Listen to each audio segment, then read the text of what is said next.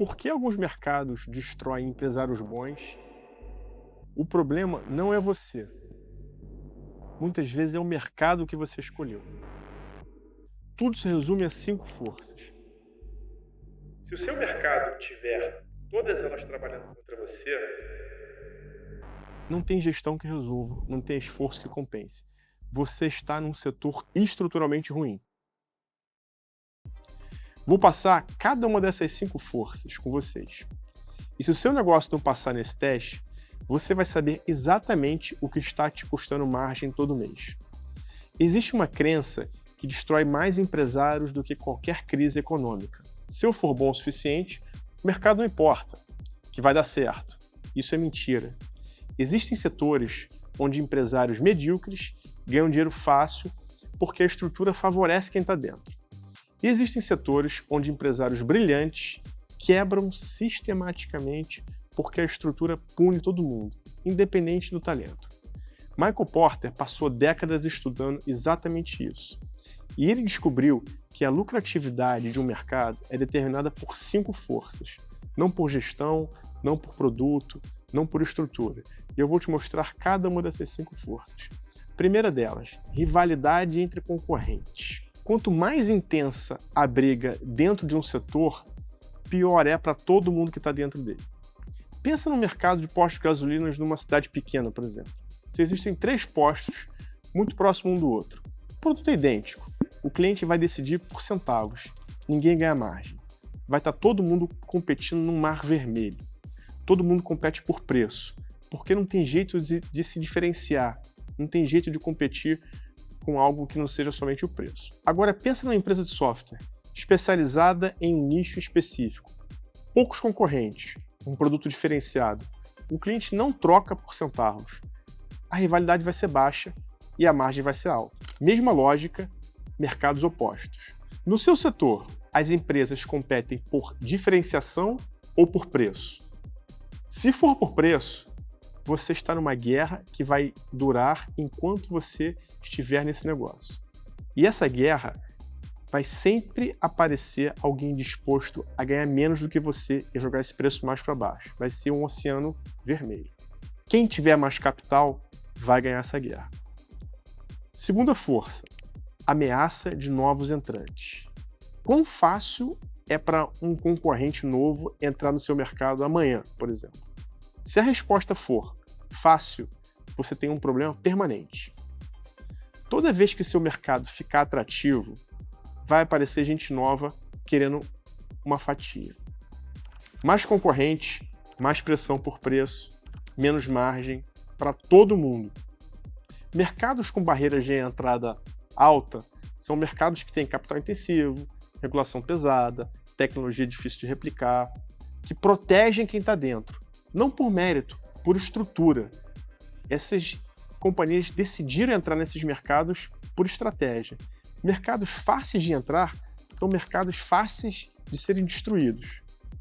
Quanto custaria, em tempo e dinheiro, para alguém montar hoje exatamente o seu negócio? Se a resposta for pouco, sua posição é mais frágil do que parece. Terceira força, ameaça de substitutos. Não é só o concorrente direto que ameaça o seu negócio. Qualquer coisa que resolve o mesmo problema que o seu cliente tem de uma maneira diferente. Vamos pensar nessas GLPs, Ozempic, Mounjaro, que estão revolucionando o mercado, fazer com que as pessoas possam emagrecer de uma maneira muito mais fácil do que se tinha antigamente. Isso está revolucionando completamente o mercado, porque as pessoas estão fazendo mais academia, estão comendo menos, estão bebendo menos bebida alcoólica. Então, esses GLPs, como eles são conhecidos, eles estão revolucionando diversos setores que nunca imaginaram que isso pudesse acontecer. Outro exemplo, Blockbuster. Ela tinha 9.000 lojas espalhadas no mundo inteiro. A Netflix não abriu nenhuma loja. Começou o modelo de negócio enviando DVD para os clientes. Depois jogou tudo na internet. Então o cliente da Blockbuster não foi para uma outra locadora. Ele foi para um modelo de negócio totalmente diferente, que eliminava todos os atritos da locadora. Em 2010, a Blockbuster faliu. A Netflix hoje vale mais de 300 bilhões de dólares. Outro exemplo, Lan House. No Brasil, em 2006, existiam 100 mil Lan Houses. Gerava emprego, tinha fila para usar. Aí vieram os smartphones com plano de dados. O cliente não foi para uma outra Lan House mais barata. Ele parou de precisar sair de casa para poder usar a internet. Em menos de uma década, 90% das Lan Houses fecharam. E não foi por má gestão, foi por substituição. O padrão é sempre o mesmo. O substituto não chega pela porta da frente. Ele chega pelo lado que você não estava olhando. A pergunta não é quem faz o mesmo que eu faço. A pergunta é o que mais resolve o problema que eu também resolvo. Se essa alternativa for mais barata, mais conveniente ou mais simples, você está sob ameaça constante, mesmo que muitas vezes você não perceba. Quarta força, poder de barganha dos fornecedores. Quando o fornecedor tem mais poder que você, ele captura a margem que deveria ser sua.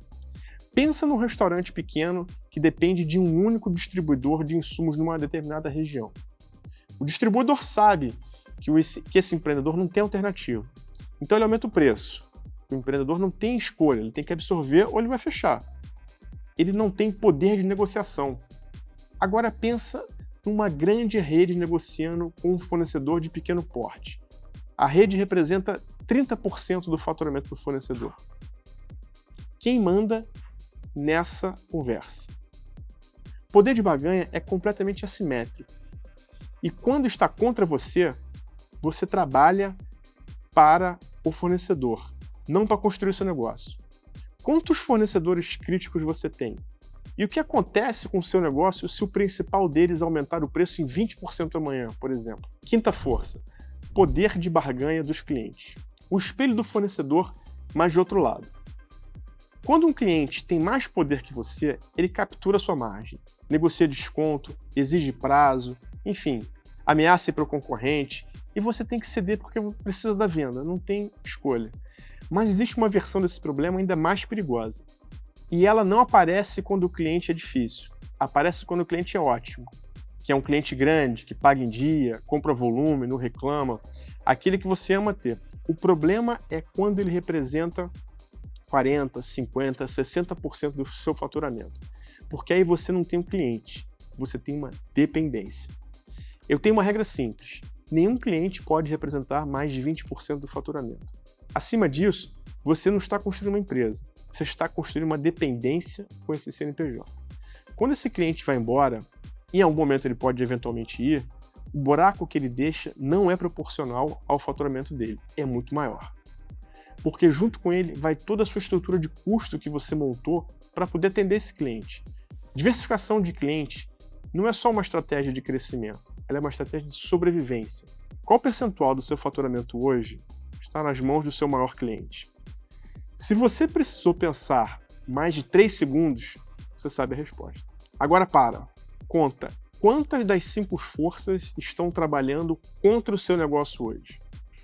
Rivalidade intensa por preço, mercado fácil de entrar, substitutos surgindo, fornecedor com poder, cliente com poder. Se você marcou 3 ou mais, isso explica porque não importa quanto você trabalhe, a margem pode eventualmente nunca aparecer, o caixa pode não sobrar e o negócio nunca fica fácil. Mas não é você, é o campo que você está jogando. E tem 2 saídas para quem está num campo difícil. Primeiro, o reposicionamento através de branding e pertencimento de marca, que é encontrar dentro do seu setor um nicho onde as forças são menos intensas. Em todo mercado de alta rivalidade, existe um segmento premium, onde o cliente não compra só por preço, compra por experiência, por pertencimento, por senso de comunidade. A questão é se você está disposto a abrir mão de volume para ganhar margem. A segunda é construir uma barreira de propriedade intelectual, custo de troca e efeito de rede. Algo que faça com que as forças trabalhem menos contra você, mesmo que o mercado, em geral, continue difícil. Mas nenhuma das duas funciona sem o diagnóstico honesto. O que eu aprendi analisando negócios ao longo dos meus anos como executivo e empreendedor é o seguinte: a maioria dos empresários que está sangrando não tem um problema de execução, tem um problema de arena. Estão jogando num campo onde as regras estruturais trabalham contra eles e confundem isso com incompetência muitas das vezes. Michael Porter não criou essa ferramenta para um mundo acadêmico, ele criou essa ferramenta para o mundo real. Criou para quem precisa decidir onde colocar energia, onde colocar capital e anos de vida empreendendo. E a pergunta que fica é a seguinte: qual das 5 forças está te custando mais margem agora? E o que você está fazendo de concreto para mudar isso? Ou está trabalhando somente dentro do mesmo problema? Se quiser se aprofundar mais, como avaliar o negócio real, entender de valuation, estratégia, finanças e negócio, se inscreve aqui no canal. Toda semana eu posto vídeo sobre esses temas e tenho certeza que vocês vão gostar.